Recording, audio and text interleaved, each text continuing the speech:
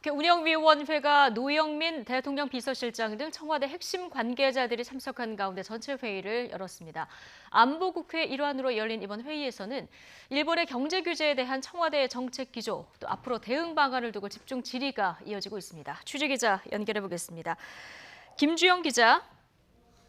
네, 국회입니다. 네, 국회 운영위원회 오늘 오전 상황의 쟁점은 어떤 거였습니까?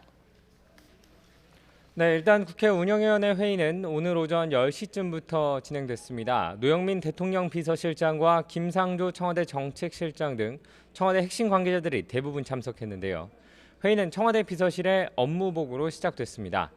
노영민 대통령 비서실장은 일본의 조치가 우리 대법원의 강제징용 판결에 대한 명백한 경제 보복으로 동북아 안보 질서까지 위협할 수 있는 매우 부당하고 무모한 선택이었다고 거듭 비판했습니다. 또 정부는 우리 기업이 겪을 피해를 최소화하기 위해 가능한 모든 자원을 총동원할 계획이라고 강조했습니다. 업무 보고에 이어 진행된 질의응답에서는 일본의 경제 규제에 대한 질의가 집중되고 있습니다. 앞선 정부의 대처가 적절했는지 또 앞으로의 대응 방향은 무엇인지 질의를 이어가고 있습니다. 이와 함께 북한의 잇따른 도발과 러시아 군용기의 영공 침범 등 안보 현안에 대해서도 날카로운 질의가 이어질 전망입니다. 네, 정치권은 일본의 경제 규제 문제로 또 여전히 시끄럽군요. 네, 여야 모두 일본의 경제 규제를 비판하는 동시에 어떻게 난국을 풀어나갈 수 있을지 고민하는 모습입니다. 더불어민주당 이인영 원내대표는 우리 국민의 저력이 타의 추종을 불허한다면서 일본을 이겨내자고 강조했습니다.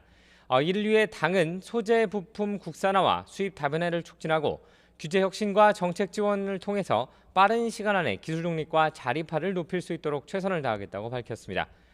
자유한국당과 바른미래당도 일본의 규제에 대해 대책을 고심했지만 어제 문재인 대통령이 남북 경협을 강조한 발언을 두고 비판도 내놓았습니다. 자유한국당 나경원 원내대표는 엉뚱한 솔루션, 상상 속 희망, 머릿속에 머리를 박은 타조 같은 말까지 동원하면서 현실성이 떨어진다고 비판했습니다. 바른미래당 오신환 원내대표 역시 경제전쟁의 해법으로 삼기에는 상황이 너무 급박하다면서 중장기 대책과 외교적 해결책을 찾으라고 강조했습니다. 지금까지 국회에서 YTN 김주영입니다.